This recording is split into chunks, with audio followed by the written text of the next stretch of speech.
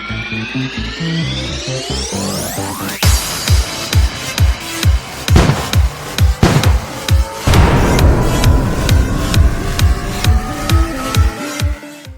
back to the Man2Man podcast, episode 6, I believe. I'm your host, Jackson Chapman, alongside my co-host, Carson Chapman. And we are back in the apartment. You know, the church had a little bit too many echoes, so We'll be back. We'll be back there once they improve it there. But it, again, looks phenomenal. But we're going to start today's episode.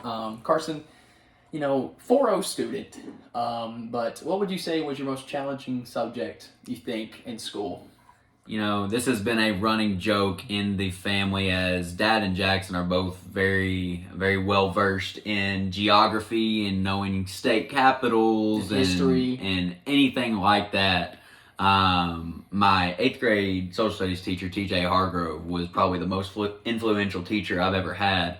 But that was world history. That was not necessarily geography and learning all these states and capitals. So I would say if there was ever anything that I struggled with, it would be some kind of geography and state related stuff. So, you know, like he mentioned, you know, me and Dad, our forte is geography and history and stuff like that. You know, I'm not well versed in the other areas like math or science or anything like that, but I know my history, I know my geography. See, what's weird is you can take me someplace, like if I'm driving and I'm trying to get somewhere and I go there one time, I can kind of remember how to get there again, and like I try to get there without a map pulled up.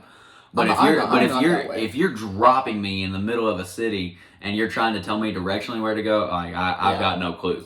So we're going to start this episode off with a little geography quiz, and you can feel free to play along during however you're listening, whether you're watching the YouTube video. By the way, I didn't post the YouTube video last week because the podcast was 55 minutes long, and it just took forever to upload, so we didn't want to put y'all through that. Yeah, I mean, that was a 55-minute YouTube video. This one will be a lot shorter, but we're going to start with a little geography/history quiz for Carson. Are you ready? It's 10 questions. Let's do this. What are you, prediction-wise, how many think you can get right? If I can get 6 out of 10, I'll be happy. You'll be happy with that?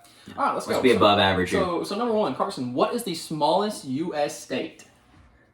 Rhode Island. Wow, 1 for 1 to start. Oh, that was a total straight guess. I respect that. I'm not cheating. Jackson. I got it right moving here. The he can't see laptop it right now. on me. So, number 2, where is Mount Rushmore? He's thinking. Mount Rushmore. East Coast or West Coast? Neither. Mount Rushmore is in Colorado. That's wrong. It's South Dakota. That's the only thing they're known for. Yeah, never would have guessed. And Carson that. Wentz. They have Carson Wentz went Yes. to the Dakota I think school? no, that was North Dakota. Okay, well, NDSU powerhouse. Just kidding. The only thing that South Dakota has is Mount Rushmore. All right, 1 for 2. Let's keep it moving. How we doing? Which states do not border the United States? I mean, which states do not border the United States? Which states do not border the United States? Hawaii doesn't connect anywhere, right? That's one of them. How many are there? There's 2. Hawaii and Alaska. There you go. Ho-ho! 2 for 3. All right. Which states only follow half of the constitutional amendments? You didn't even know this before you looked it up. I absolutely knew this. There's no way. How many are there?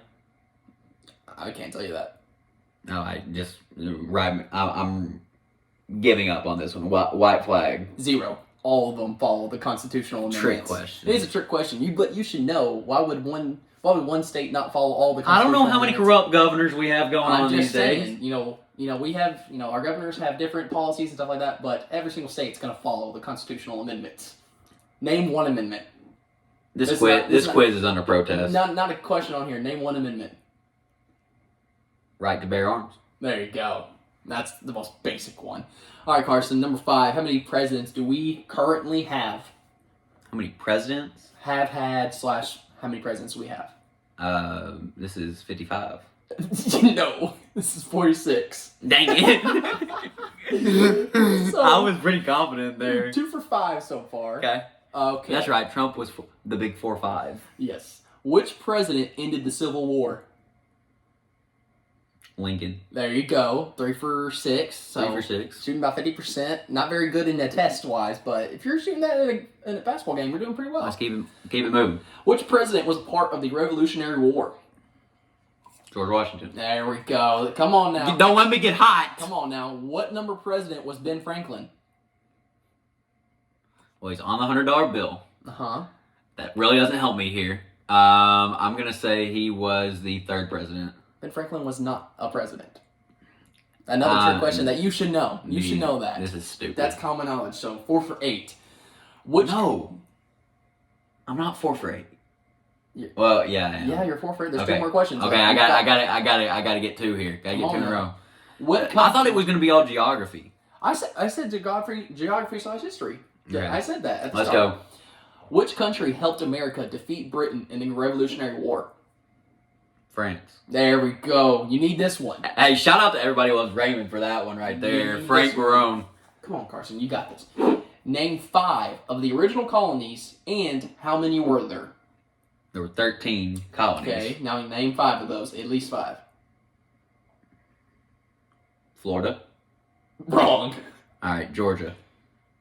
That's 1. So 1 for 2. Well, all I've got to do is name 5. Okay, you didn't say 5 without... That's right. All right, name 5. Georgia, South Carolina. Yep. North Carolina. That's 3. Was Kentucky one? Nope. Okay. They're all kind of on the east side, right? New York? Yep. So I've got 4. Pennsylvania. That a boy. Hey, let's go. 60%. You know, that's what I will take that. That's not what I'm looking for on a free throw percentage, but we do not want that. So, you know, did a little better than I thought you would, Car. You know, don't doubt me. I'm gonna doubt you when it comes to that stuff. Those are all questions that I didn't even have to look up. I just knew those. Again, you have all the other accolades, 4.0 GPA. Hey, the people aren't here to like insult my intelligence. They want to hear us. That's what I'm here for. Get to tourney time. So tourney time, like you mentioned, this is probably going to be my favorite tourney time we do. Don't you say that every week? I do say that every week, but this one's pretty good. We are going. I wonder if any of these movies will be dominant. Yeah, they could be. So we are going. He mentioned movies. We're not going just any movie. We're going sports movies. It could be true stories, made up stories, comedies, whatever. We've got 16 sports movies. Some movies that didn't make the list, and we could get some criticism for it. Rudy did not make the list. Coach Carter did not make the list, which is, you know, one that people love. I'm sorry, are you dog lovers? No Air Bud. No Air Bud, yeah. Anything like that. Those are some honorable mentions, but they are not on this list today. So, we have this list of 16. I'm not going to go through all of them. You'll just hear them when we do the matchup. So, the 1 seed, a Titan, you may say. Huh? There you go. 1 seed, remember the Titans versus, I know this is going to hurt the older audience, but the 16 seed, Field of Dreams. Carson, what's your thoughts on this matchup? So it's a no contest here. This is your 1 versus 16 where you don't ever really look on a 1/16 matchup, but you can like blindfoldedly put down Remember the Titans here. So just the classic. I think I remember seeing it for the first time in like 4th grade. Yep. Strong side, left side. Just one of the greatest football movies ever made. I think it is the best football movie potentially ever made. You got a star in Denzel there, and then just a really cool story of how that community came together through their football team and what they were able to overcome. Remember the Titans in a runaway. So yeah, Field of Dreams is a classic for your old heads. I love. We have the Field of Dreams game every year. Yeah, that's why I was going to mention that. You know, MLB does the Field of Dreams game, which I think is the coolest thing that MLB has done in a very long time. Absolutely, it is phenomenal. You know, it brings just a new flavor to MLB. But in terms of movies here, Remember the Titans. You know, it brings up the important topic of segregation. You know, you got the teams forming an alliance. Being forced to form an alliance between your whites and your black football players. You have a black head coach, which is not really common back in that day, and he replaces the head coach, and just so many different storylines go into it. I think the football action, like the actual scenes of them playing football, I think that's well done. Movies just all around, it's just so good. So I'm picking that over Field of Dreams.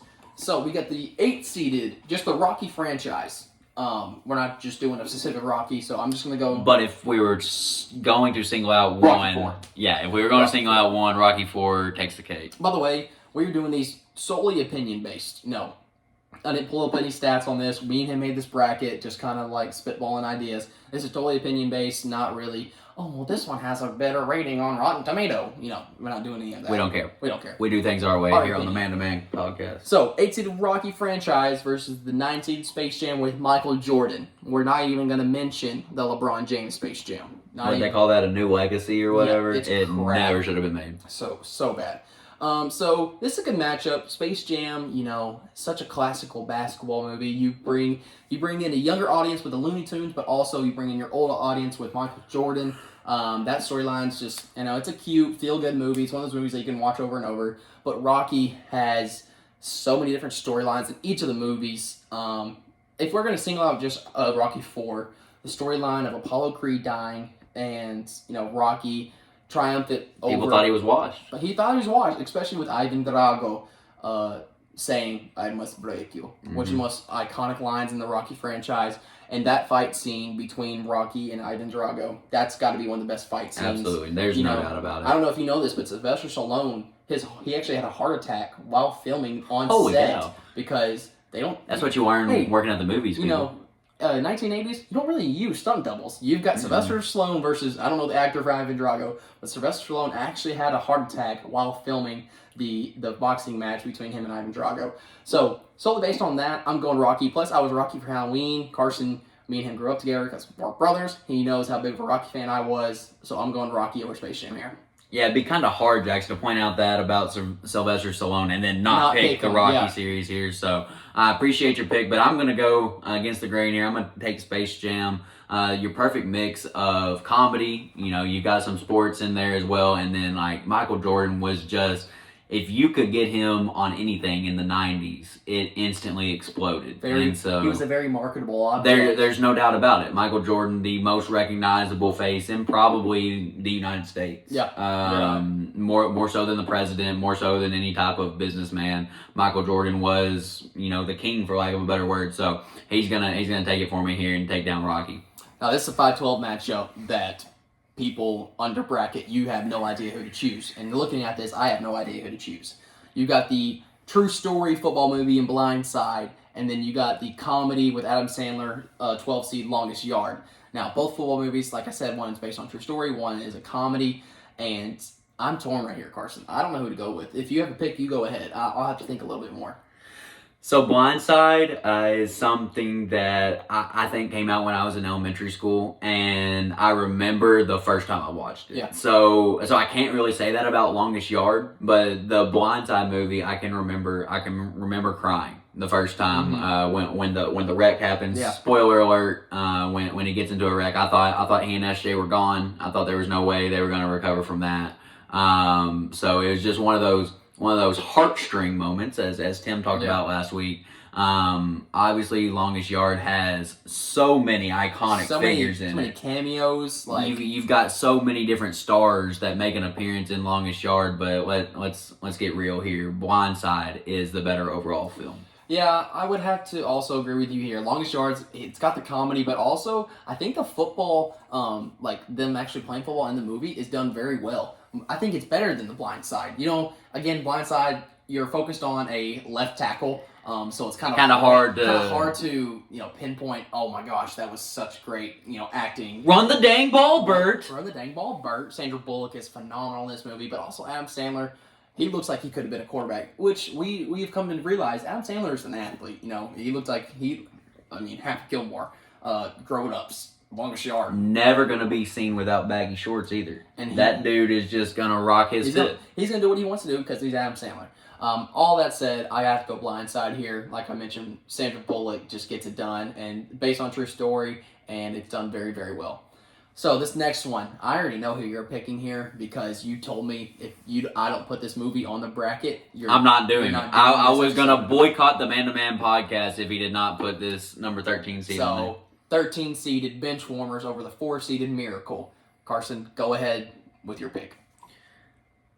I'm going to go out on a limb and say the Benchwarmers, if you know me at all, you know I love to quote movies. You know I love to quote TV shows as well. If it is something that I enjoy, I will watch it no less than 100 times. And I would venture to say that I have seen Benchwarmers over 100 times. Yeah. So you've got the classic underdog story, but actually, you know, the flip side of the movie is that Gus ends up being like he was a bully when he was younger, and is trying to fit in with these misfits, and ultimately he gets a chance to, you know, avenge himself and show that he was truly in it for the kids. So Benchwarmers, I have yet to watch that movie and not just laugh at everything going on there.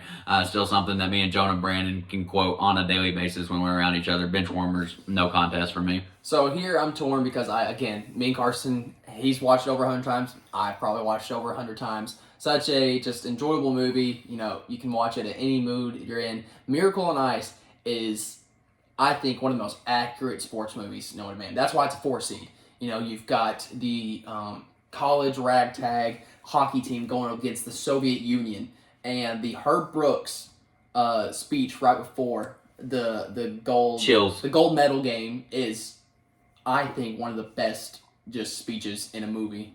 Period. Disney movie, right? And Disney movie. Disney was doing it right because they had Remember the Titans as well. Dude, I'm telling you, Disney doesn't really miss. I'm sure they're missing now, but in our generation, there wasn't a bad Disney/Pixar movie. Right. So I love Miracle. Such a great story. I'm gonna stick with Miracle here. I love Benchwarmers, I really do, but I feel more inside my bones. Like I want to go run through a brick wall after Herb Brooks says, you know, you can play this team 10 times, and they may win 9 of them, but not this one. This one. So only takes one. It only takes one. So I'm going 4-seeded Miracle here. Next, we got the 3-seeded Moneyball versus the 14-seed Happy Gilmore. Now, this is a matchup I really enjoy because Carson would probably say his favorite baseball movie is Moneyball, and I would say it's probably close to that. But I recently found out that Moneyball is not very accurate. You know, there's a lot of depictions in the movie where it's, you know, just for the theatrics. It didn't really happen in real life. And Hollywood got the best of it. Hollywood got the best of it. And it kind of has dwindled my experience in watching this movie because now I'm thinking, you know, is that based on the true story? And they have story elements from the true story that aren't even mentioned. Like Gail Tejada is the MVP. Yeah, we talked about this. Not even mentioned. They have Barry Zito, Tim Hudson, Jermaine Dye, some of the studs, and they're like afterthoughts. They're portrayed as, oh, this team sucks, like they're not going to be made of anything. They're so cheap, but they had some studs on that team. Happy Gilmore, Adam Sandler's first, I think. Well, he has Billy Madison, but Happy Gilmore. It's his welcome to the show. It's his welcome to the show. He does so well. Shooter McGavin is your classic comedy villain. He does such a good job. I love the interactions between Happy Gilmore and his caddy. The Bob Barker scenes where him and him have a hand-to-hand fist fight. I love that. But I'm going to stick with Moneyball. Even though I mentioned its flaws, I'm going to stick with Moneyball over Happy Gilmore. Yeah, so Jackson kind of throwing a dagger in my take for Moneyball. I would go as far as to say that it may be my all-time favorite movie. I can't watch that movie and not learn something about that Oakland A's team or something that's going on in the mind of a GM. As somebody that appreciates what moves are made to make a team better and building an organization, I see what Billy Beane does, and it just blows my mind to see just what he was thinking and how he builds, and the way that they were able to overcome the money deficit and what they could spend. So yeah, for me, Moneyball is something that I'm gonna like literally watch until I'm gray and old. And you're gonna be showing your kids, you're gonna be showing your grandkids. Like, yeah, and I'm not even an A's fan. It's just like pure baseball and understanding how that all came together. Moneyball is gonna advance for me. So we have the 11 seed, the rookie, versus the 6 seed. I love this matchup. Versus 6 seed Hoosiers. This is a matchup of the ages. Hoosiers, I think it's one of your first ever basketball classic movies. You know, I don't think really there was a movie before this time where you thought, oh, this is the dominant basketball movie, and I think this took the crown for it. While The Rookie, I know it's one of your favorites. It's a great true story, actually, and I love them both. I'm not going to talk much about this one because I'm more of a basketball fan than a baseball fan. I think Hoosiers is just so well done. I see so much of our dad in the coach here, and so I think he gets some of his coaching tactics. I forgot. Sorry, Dad, if you're listening. Just Jimmy Chitwood. Chitwood, the best 15-foot jumper. The best form I've ever seen. When you think of a model shooting form, you should show everybody Jimmy Chitwood. That elbow is in. It's ready to go. The release is beautiful. So I'm gonna go Hoosiers over The Rookie here. So The Rookie, funny story, Jackson. I was probably a sophomore in college, and I'm over at Jonah's apartment. And we're with some friends, and we were kind of in a movie mood, but you know how it goes when you get together with a big group of people. Nobody wants to be the one that makes a decision. Well, I'm going to step out on a limb and suggest The Rookie.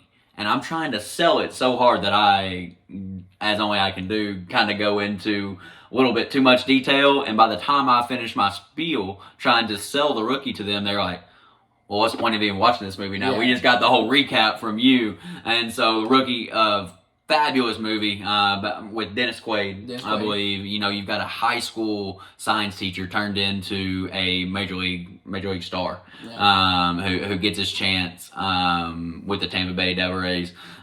So The Rookie is definitely probably one of the first baseball movies I can remember growing up watching. The Big Lake Owls will advance for me.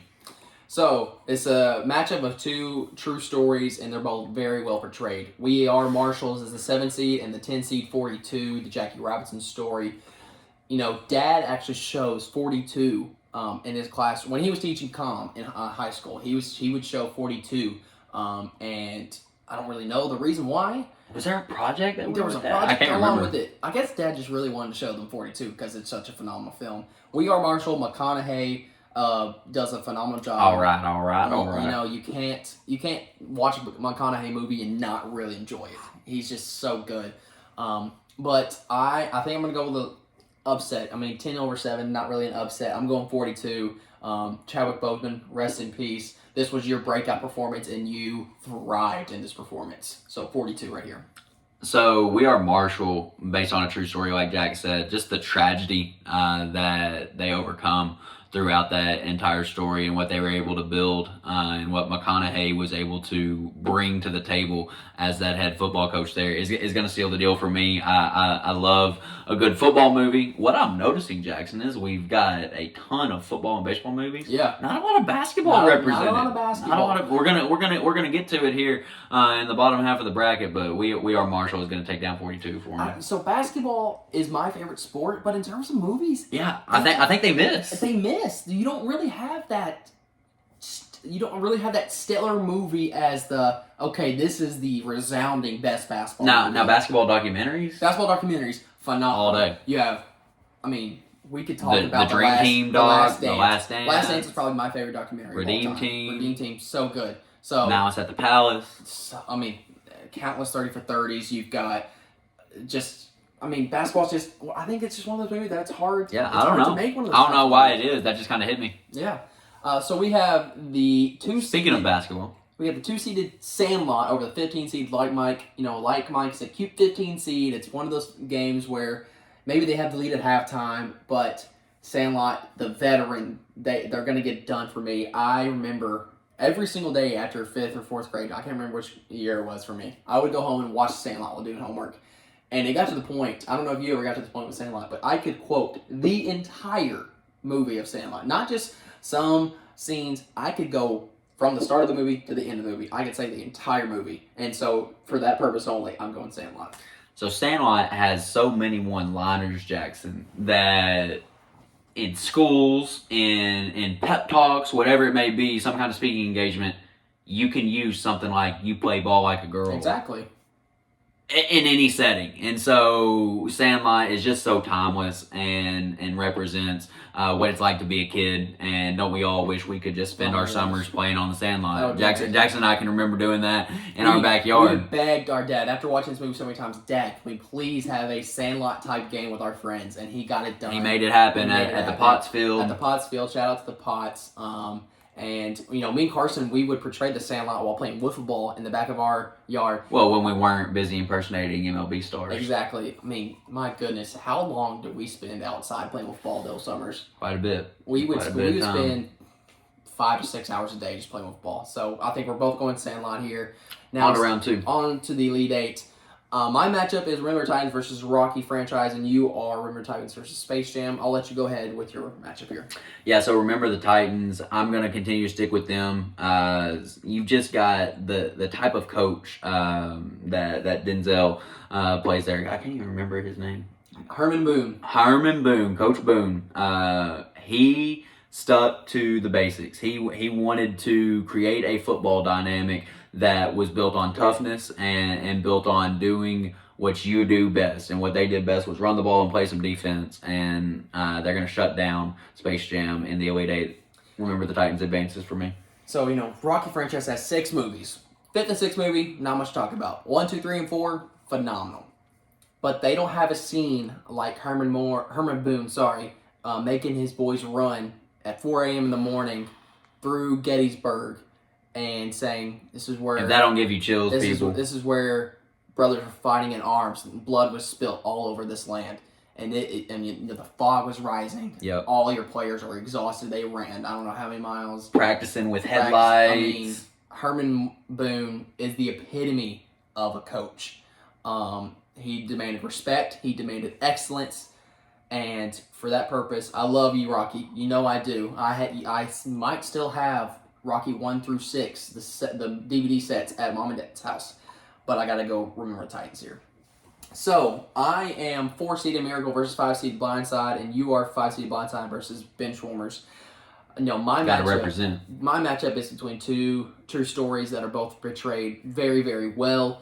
I'm leaning more towards Blindside because I'm more of a football fan than a hockey fan. Obviously, I'm not much of a hockey fan.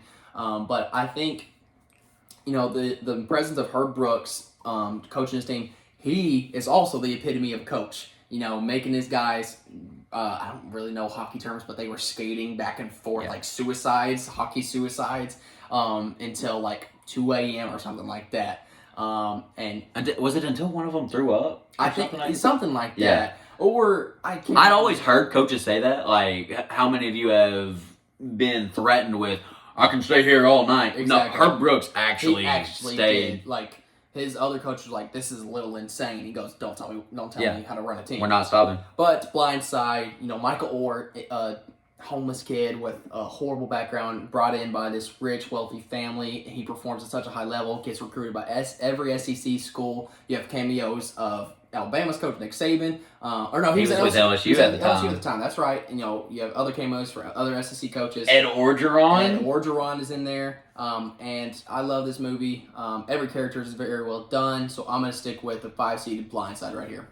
So I've got Blindside versus Benchwarmers, 2 completely different movies. You're looking at Blindside and you've got just the seriousness of it all, true story. Benchwarmers, it is the perfect movie for me. How many times have you gotten together with your family or with a group of friends and you just want something on in the background? You want to be able to have a conversation. You want to be able to kind of have something going on to where you don't really have to focus and like make your mind work to follow along with the storyline. Benchwarmers is the movie for you. You just hop right in. You catch the one-liners. It's not that hard to follow along with. Benchwarmers is so versatile and is timeless for me. Benchwarmers is going to take down Blindside in an upset. So I'm 3-seeded Moneyball versus 6-seeded Hoosiers. Both very well done movies. I think Hoosiers, with it being a little old school, I think the storylines of that movie are well done. Again, Dad is going to hate on us for not remembering the coach's name, but he also was the epitome of a coach.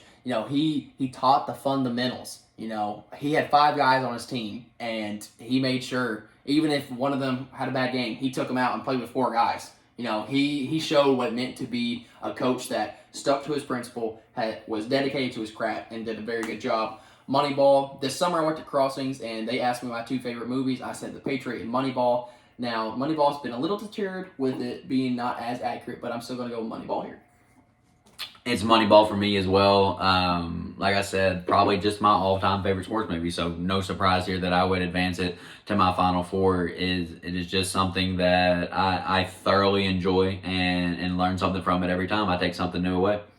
My matchup is 10-seeded 42 versus 2-seeded Sandlot. Love you 42, so good, but Sandlot is just too timeless. It's a movie that I've probably watched even more than Benchwarmers. I've probably watched this movie, I want to say close to like 200 times. I mean, I've watched Sandlot over and over. If you had a movie day at school, your teachers were popping in Sandlot. And you're going to watch it every 4th of July, You're going to watch it every the 4th of July scene, breathtaking. The only time that they could have a night game. Gives you chills. I'm going Sandlot here. Yeah, for me, it's Sandlot as well. You've got the Beast. You've got just Benny, who was clearly better than everybody else on his team, but never got the sense that he thought he was high and mighty. Yep. Humble. Makes Smalls fit right in. How can you not love Michael Squints Paldoris? And so Sandlot, is going to advance to the Final Four for me. We haven't even mentioned Hamilton, the Big Porter. Long ball Porter. There are so many quotable lines from this movie, and we haven't even said all of them. So my final four is Blindside versus Remember the Titans and Moneyball versus Sandlot, and yours is Remember the Titans and Benchwarmers, and then we get back into it in the bottom half of the bracket with Moneyball and Sandlot. So Remember the Titans versus Blindside for me. Both football movies, both true stories, both very well done.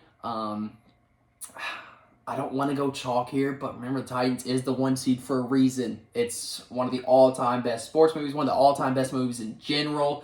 You can use this as a history lesson in teaching, if you have a curriculum, if you're teaching about segregation, you show this movie and kids will understand it. Blindside, you kind of get that same feeling of, there's a little bit of racial action going on with Michael Orr and the Twitties. That's their last name, I think. Lee. What's their last name? Yeah, I think it's Lee and Twitty. I think those are the people that adopted him. Yeah, we'll go with it. And so they kind of just disregard that racial issue. So both are very educational films. Tuies, not Twitties. Tuies. Sorry. I thought you were trying to say Twitter or something that. Tuies, sorry. I'm going to stick with the 1 seed here, Remember the Titans. So I have obviously shared how I feel about Benchwarmers. Probably not as well done as a film as you would expect to be in my Final Four, but like I said, just one of those movies that I've always gravitated to. But this is where their run is going to end. Remember the Titans. Just from an overall movie perspective, it brings in so many different storylines and helps you to see how people can overcome adversity and come together in times of racial tension. Yep. And so you've got all those storylines, and of course you've got the tragedy of Gary Bertier going down. That when the star player goes down and you're still able to come out on the other side a winner, it truly is something special. So Remember the Titans is heading to the championship for me. The scene in the hospital where the nurse Can't you see the resemblance? Yeah, the nurse says family only. When Julius Campbell walks in, he goes, "Can you see the resemblance? That's my brother." That's my brother. And that hits right here, It does. right in the heart. So we both had this matchup: 2-seeded Sandlot versus 3-seeded Moneyball, and I am lost here. The only reason I would not pick Moneyball is because I found out it's a little bit false. And Sandlot. Do you have any other critiques? Not really, because it is that good of a movie. Brad Pitt, one of his best all-time performances. Yeah, to see him in a baseball film is just something different altogether, and he absolutely just knocked it out of the park, literally. And then that really put Jonah Hill on the map. Jonah Hill did a phenomenal job, but Sandlot, the kid in me is saying, Jackson, Sandlot was your favorite movie growing up. We all wanted to. Have the summer, have the Sandlot, just like they did, right? And so the kid in me is going Sandlot, but the adult in me is still going Sandlot. I'm going to stay chalk and go Remember Titans 1 seed versus 2 seed Sandlot. So I share a lot of the same convictions Jackson does here. You've got the Sandlot that is definitely something that I was introduced to first. So you've got that playing a factor. Moneyball, like I said, I didn't understand the depth of it and what all went in behind the scenes until I, was a little bit older. I will say there was a time where I thought I wanted to be some kind of front office GM for a professional sports team. I don't know if it was because of this movie. I don't know if it was because I thought I could run a team better than somebody else could, or because of my love for fantasy football. Any of those reasons. But when I get to see what goes on behind the scenes of a front office of a professional sports organization, it is just really appealing to me. And so I'm gonna go with Moneyball here to take on Remember the Titans. So I'm Remember the Titans versus Sandlot, and you are Remember the Titans versus Moneyball. The matchup here for me, it's 1-2. It's the clash of the Titans, not trying to make a pun there. Crazy how this happens when you have 1-2 and I have 1-3 when we're the ones that made the bracket. Exactly. It's almost like it was supposed to work out this way. I am very torn here. Remember the Titans. Man-to-man rigged? It could be rigged. It definitely is rigged. I'm torn here because Remember the Titans just gives you that feeling of, you kind of get a little patriotism towards this movie because of, the start of the movie when the black players and the white players wanted nothing to do with each other, and then they just formed together, and you're thinking, wow, that's like, that's just the bond. Can I add one thing? Go ahead. You got Mr. Elastic, who was probably never going to be looked at as a serious potential football player. Coach Boone keeps him on the team. He ends up passing with his grades. He thought he was white trash. Yeah. When he showed up, right. He did not fit the bill at all. So not only do you have the racial tensions coming and being molded together, but you have the idea of football gives people an outlet to gives them a chance to do better in school, to succeed. So Remember Titans just has so many good storylines, such a good feel-good ending. But Sandlot, I can't help but think there wasn't a movie that I've watched more. There's not a movie that I can quote more, and there wasn't a movie that I enjoyed more as a kid.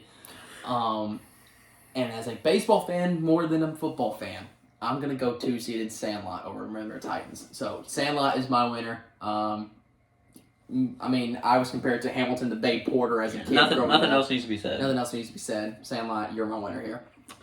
So I think I showed my hand a little too early here. I said Moneyball was my favorite sports movie, so would I be doing them justice if I had them being taken down by Remember the Titans here? Of course, it's a great opponent, and the game still has to be played, but at the end of the day, Moneyball, regardless of some flaws that it may have in the making, when the bat hits the ball, going for win number 22, 23. After being up 12-0, losing the lead. I wish I could have seen this game live.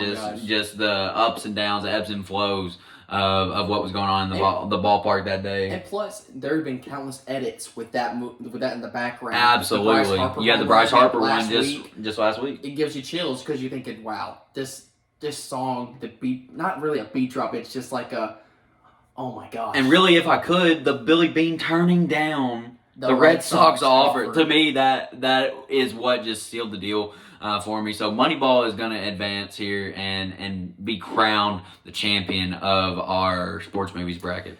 Dad, I know you're listening here. Aren't you proud of your son for picking 2 baseball movies? I know you. You raised us well. You raised us right. So, hey, shout out to Dad recovering at home. Yeah, he just went through surgery. I told him, I'll give you something to do. You got 37 minutes of a podcast to listen to tomorrow. So. And you can critique where we totally butchered all of these names and could not remember the Hoosiers coach. He's going to flame us for not knowing that. But thank you guys for listening. This one will be posted to YouTube. Going to stay on Apple Podcasts. Make sure you guys follow us on Apple Podcasts so you'll get a notification when we post. And leave a review, leave a comment. Again, if you want to be on the episode, just text me and Carson or leave it in the comments of the YouTube video. And you can give constructive criticism or just bad criticism or just something nice, a compliment. All I know is we got to get Jonah on before too much longer. The people are getting restless. The intro that you see at every single YouTube video, created by Jonah Brandon. Yeah. So he's a little bit of the marketing mind behind the Man2Man podcast. But that's going to do it for today. Thank you guys for listening. We will catch you next week. Love you guys.